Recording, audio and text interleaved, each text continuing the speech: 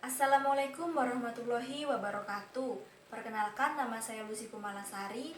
Saya dari kelas 2B Prodi Teknologi Informasi. Pada video kali ini saya akan menjelaskan queue atau antrian adalah kumpulan data di mana penambahan dengan sisi belakang atau tile dengan penghapusan atau pengambilan elemen dilakukan lewat ujung lain atau disebut juga dengan head atau juga font. Oke. Sekarang saya akan menjelaskan apa saja fungsi-fungsi dan prosedur yang ada di dalam queue. Oke, sekarang saya akan menjelaskan program queue yang ada di codingan ini. Ini define max 5, ini artinya kapasitas saya untuk menginputkan data itu 5. Tidak boleh lebih dari 5. Boleh lebih dari 5, tetapi akan muncul antrian itu penuh karena maksimalnya memang 5. Sedangkan using namespace std ini berfungsi untuk menjalankan semua program yang ada di codingan ini. Kemudian struk antrian. Struk antrian ini merupakan sebuah struk yang terdiri dari variabel atas bertipe data integer dan variabel bawah yang bertipe data integer dan variabel data dengan maksimal 5 bertipe data integer. Kemudian, struk ini akan menggunakan A sebagai objeknya. Void awal. Program ini merupakan prosedur array dengan nama awal, di mana nilai dari prosedur tersebut mempunyai nilai A titik atas sama dengan A titik bawah sama dengan -1. Ini digunakan untuk menempatkan indeks bawah yaitu pada posisi -1. Sedangkan integer kosong ini adalah fungsi kosong yang berguna untuk memeriksa apakah tumpukan bernilai kosong atau tidak. Dalam kurung ada isinya. Indikator bahwa tumpukan itu kosong yaitu ketika posisi indeks A titik bawah sama dengan -1. Jika posisi A titik bawah tidak sama dengan -1, maka fungsi kosong tidak bernilai false atau 0, yang artinya tumpukan tidak kosong atau ada isinya. Sedangkan tumpukan penuh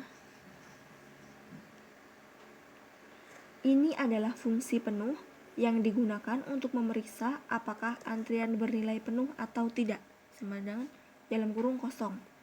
Indikator bahwa antrian itu penuh yaitu ketika posisi indeks A titik bawah sama dengan max 1 sama dengan 5 dikurang 1 sama dengan 4. Jika A bawah belum sama dengan 4, maka antrian belum penuh atau fungsi penuh bernilai 0 atau false. Untuk void enqueue atau integer data, perintah ini sama dengan perintah untuk menginputkan data. Perintah ini digunakan apabila antrian kosong, maka akan melakukan perintah A atas sama dengan A bawah sama dengan 0. Nanti saya akan coba menginputkannya menggunakan data langsung.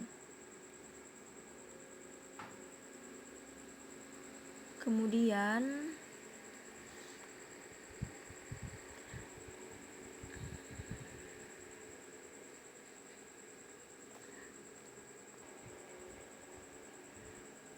selanjutnya adalah integer dequeue. Fungsi dequeue digunakan untuk menghapus antrian data mulai data antrian pertama yang artinya menghapus dengan melakukan pergeseran antrian belakang ke antrian depan. Pergeseran dilakukan menggunakan looping. Untuk rumus menghapus data dijalankan program bagian for. Bagian for ini sampai dengan sini.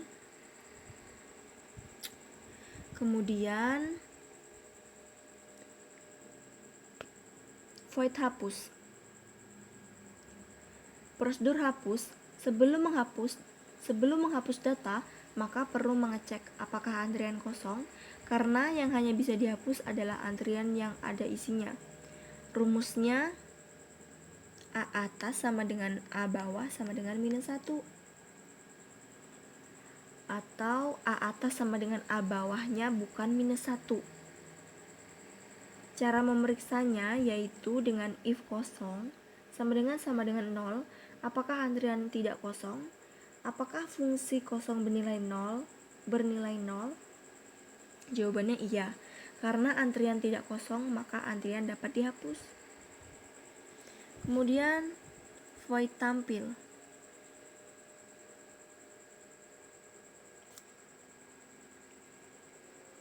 Prosedur menampilkan data yang sudah diinputkan. Perintah ini digunakan apabila antrian ada isinya. Maka yang terakhir adalah integer main. Fungsi ini digunakan untuk menampilkan semua prosedur di atas. Awal ini artinya menandakan bahwa fungsi tersebut diawali dengan minus 1. Selanjutnya terdapat prosedur sistem do while yang digunakan untuk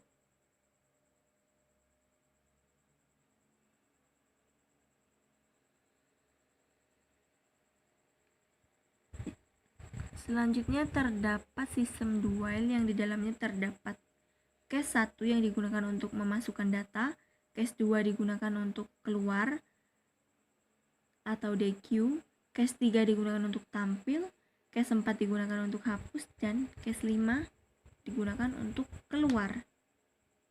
Langsung saja saya akan menginputkan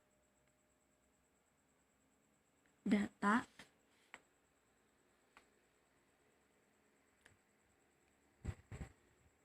Data pertama saya akan DQ.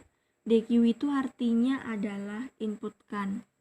Sama aja menginputkan. Data pertama yaitu 5. Nah, data awal 5 masuk ke EQ, ke Q. Kemudian data kedua 6.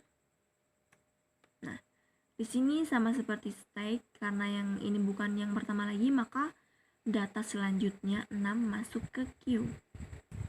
Kemudian 9 akan muncul 9. Dan yang terakhir 2. Data selanjutnya masuk adalah 2. Kemudian jika saya ingin menginputkan lagi 7 misalnya, itu data 7 masuk ke Q. Namun jika kita tampilkan, maka 4. Berarti kurang 1, teman-teman. Ya kan 5 ya. Sudah. Oh, karena itu sudah 5, jadi itu tadi adalah penjelasan mengenai Q yang ada di pemrograman. Semoga video itu bermanfaat bagi kalian semua. Saya akhiri, apabila ada salah kata mohon maaf. Wabillahi taufiq wal hidayah. Wassalamualaikum warahmatullahi wabarakatuh.